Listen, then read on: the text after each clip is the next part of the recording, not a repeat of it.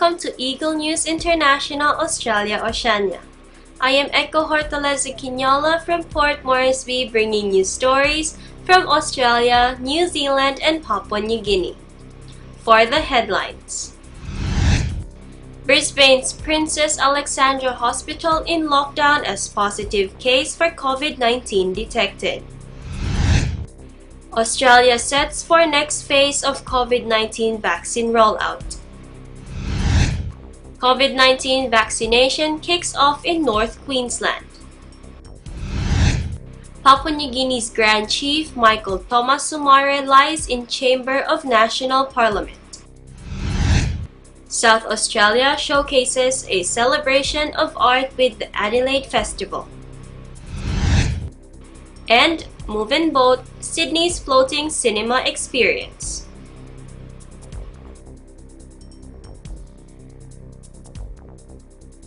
We'll begin with the COVID-19 updates in Australia. In Brisbane, the Princess Alexandra Hospital was declared in lockdown due to a positive COVID-19 case amongst the staff members. Mia Macapagal, our Eagle News correspondent, has more on this story. Mia? It has been announced that the Princess Alexandra Hospital in Brisbane has been put into lockdown as a positive case of COVID-19 was detected. The person found to be COVID-19 positive was said to be a staff member at the hospital and had interactions with COVID-19 positive patients last 10th of March. The person was then tested last March 12, with test results indicating low virus levels. This implies that the person may have only been infectious to the community for one day. That is on the 11th. As the case was detected at its early stages, Queensland Health has initiated immediate contact tracing of the positive cases movements. The patients, staff, and families that have been exposed to the person are now being identified, with safety protocols in place for further action. As to the hospital operations, all staff are mandated to wear masks at all times. Same is true with all patients in the premises, except for those cases that are not clinically appropriate. A postponement has been announced for non-urgent outpatient bookings and elective surgical procedures. Additionally, non-essential visits to patients are no more allowed. Wearing of masks is strictly enforced for those needed to visit PA Hospital. The emergency department remains open, but it is encouraged to seek assistance from other hospitals or at a general practitioner. From Brisbane, Australia, this is Mia Macapagal, Eagle News, and we live in interesting times. Thank you, Mia. We hope that this lockdown will prevent community spread of the virus. Still in Australia, the country is commencing the next phase of the COVID-19 vaccination scheme Phase 1B. Governing health authorities urge the participation of those who are eligible. Brisbane correspondent Raylene Rose Javier will give us further details on this plan. Raylene? With more than 4,500 general practice clinics to engage in the next phase of Australia's COVID-19 vaccine rollout, those with underlying conditions and elderly Australians will be the first priority when Phase 1B commences on March 22, 2021. The federal government has sent more than $6 billion towards Australia's COVID-19 vaccine rollout, with contracts of more than 150 million doses in total, one-third to be made by the pharmaceutical bulk Commonwealth Serum Laboratories in Victoria.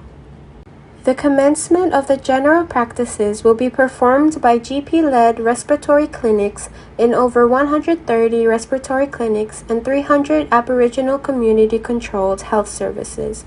Australian Medical Association President Omar Khorshid said in a statement that general practitioners have a proven track record with flu vaccination of older Australians and those living with chronic disease, who will make up the bulk of the Phase 1B rollout. The AstraZeneca and Pfizer doses from overseas are to be given to frontline health and hotel quarantine workers, as well as for the aged and disability care staff and residents, with almost 74,000 people to have received their vaccine in Australia. More than 4,000 Australian residents who are currently residing overseas are seeking to return to their hometowns.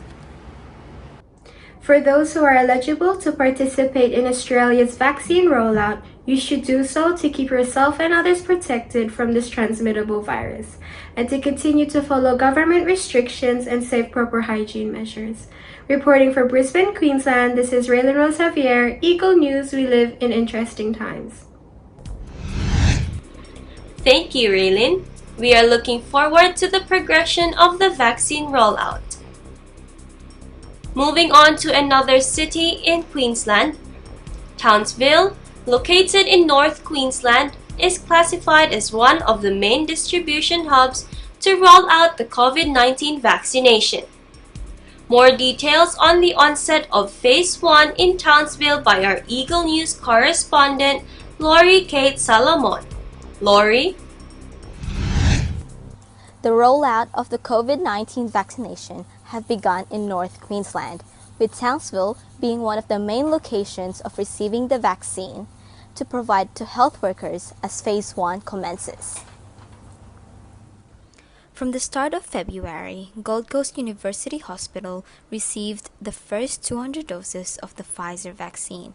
As the AstraZeneca vaccine has arrived in Australia, Queensland government has started to roll out progress to more hospitals.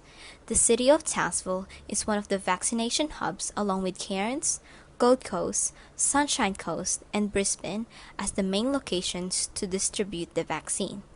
According to Queensland Health, these destinations were selected due to having the highest COVID-19 risk due to being the entry point for international travelers. On March 5, 2021, the first vaccine was given to a frontline health worker in Townsville. The main location to receive the vaccine is at the Townsville University Hospital, with frontline, quarantine, and border workers to aged care and disability staff are included in the first phase. Townsville Hospital nurses are working tirelessly to administer the vaccines to those eligible. The Australian Government Department of Health is aiming to utilize pharmacies, GP clinics, private practices, and health hubs to deliver the vaccine to the wider population. The broader community will be vaccinated with the national rollout and will be informed when they can be immunized. The community is still encouraged to continue to do basic social distancing and staying home, as well as getting COVID tested when symptoms arise. Reporting from Townsville, Australia, this is Lori Kate Solomon, Eagle News. We live in interesting times. Thank you, Lori. We're wishing Townsville all the best in this undertaking.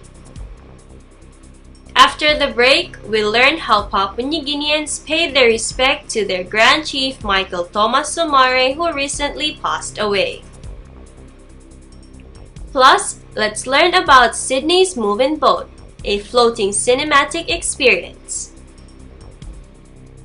And we will witness the artistic displays showcased at the Adelaide Festival. All these stories when Eagle News International Australia Oceania returns. Stay with us.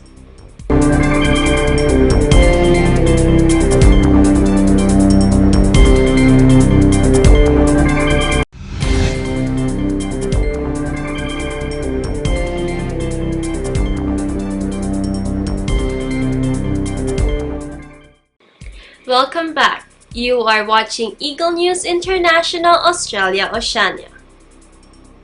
Heading now to Papua New Guinea. In the chamber of the National Parliament lays the country's Grand Chief Michael Thomas Somare. Citizens gather here to mourn, pay tribute, and console their grief as they honor his invaluable contributions to the nation. More details in this report. As the Grand Chief Michael Somare marched to his final resting place in Wewak, Papua New Guineans in Port Moresby pays respect at the National Parliament House. Their hearts grieve, but their biggest consolation is that this man fought for Papua New Guinea's independence.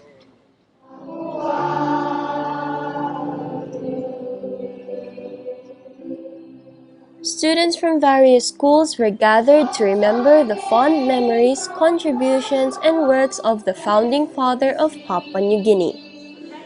They remembered a man whose compassion and greatness they cannot master into words. After almost 2 weeks of having house cry, a term used in attending a wake, Insurgent Guys Waigani, mourners and followers of Sir Somare, had a convoy from the funeral home in Erima going to the chamber of the National Parliament House to lie in state.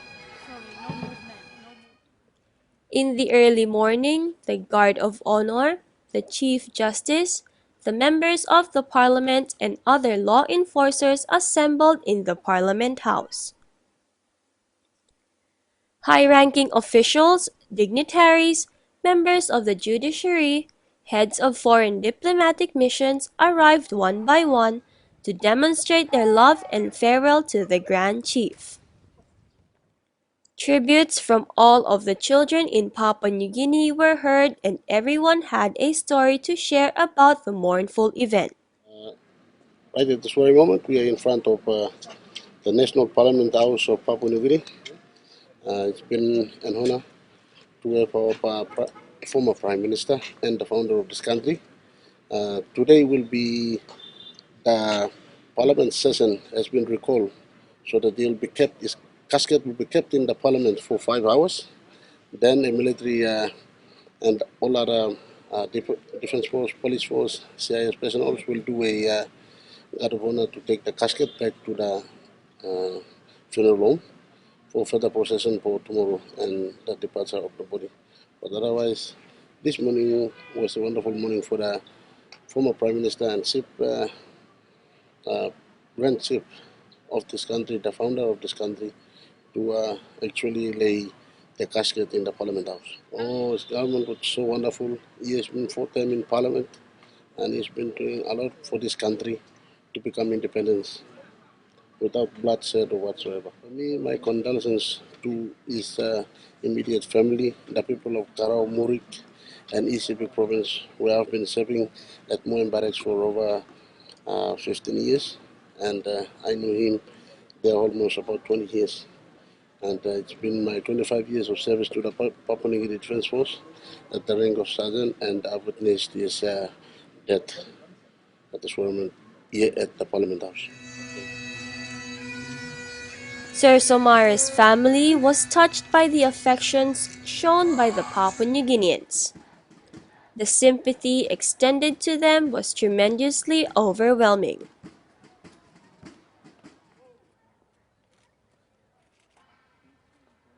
The great tribute paid to him by so many citizens of this country is proof that his governance was with absolute distinction. He is known for his fabulous advices, jobs, and advocacies that the people of this land hold on to dearly. All the lessons taught by the Grand Chief Michael Thomas Somare will be kept firmly in the hearts of the Papua New Guineans long after his passing.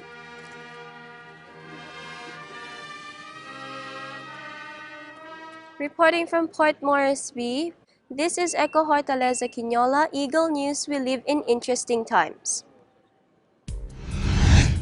Indeed, Sir Michael has an outstanding place in the history of Papua New Guinea.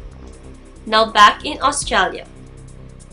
Elevating one cinematic experience, Sydney is hosting a floating cinema on the waters dubbed Moving Boat. This is a limited event that places you on a boat with unique views of the city. Our correspondent Samantha DeMilo will share more on this enticing event. Samantha? Watching a movie in a boat, Sydney is taking the cinema experience to the next level with fantastic views of the harbour, rain, hail or shine. Located in Darling Harbour, the grand 1,000 square metre floating platform will feature 40 rowboats for hire and 65 summer lounge beds. The complete 4K 15-meter screen and the 30 surround speakers will be creating an immersive and entertaining show for all those in attendance. To access and experience Moving Boat, there are 4 categories. Either 1. Hire a boat. 2. Queen-size day beds on floating pontoons. 3. Inside the Star VIP area. Or 4. Bring your own boat area. Park and watch. The Moving Boat experience will run until the 21st of March, so Sydney-siders experience this while it lasts. Reporting from Sydney, Australia, this is Samantha D'Amelio, Eagle News. We live in interesting times. Thank you, Samantha. This event is sure to be enjoyed by avid fans of the cinema world. Moving now to South Australia.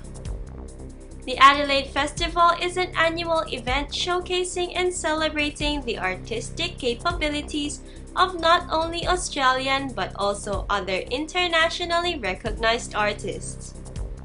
The event in the past hosted thousands of visitors eager to view the visual and performing art presentations. Dan David Amazona, our Eagle News correspondent, will share more on this event. Go ahead, Dan.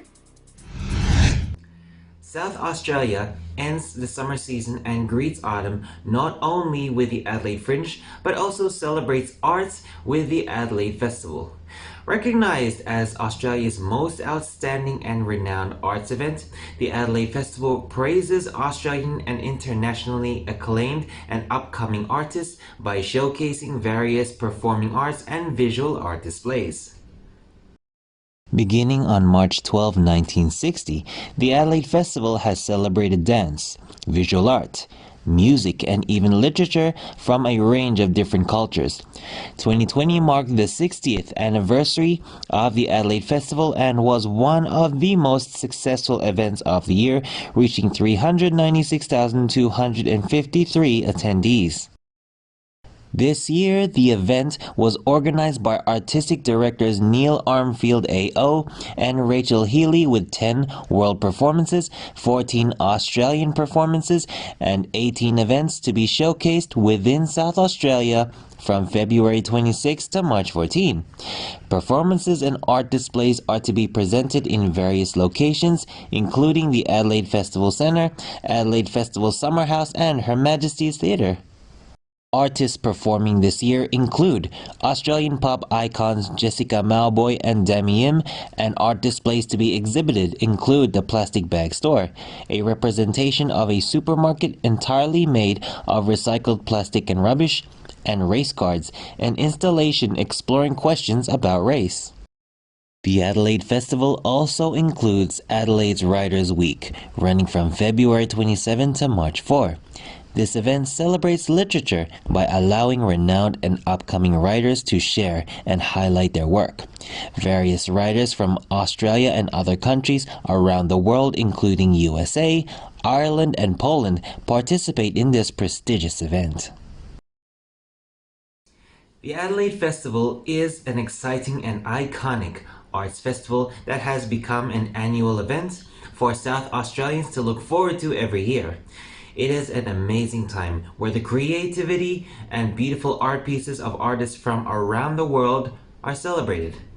Reporting from Adelaide, South Australia, this is Dan David Amazona of Eagle News. We live in interesting times.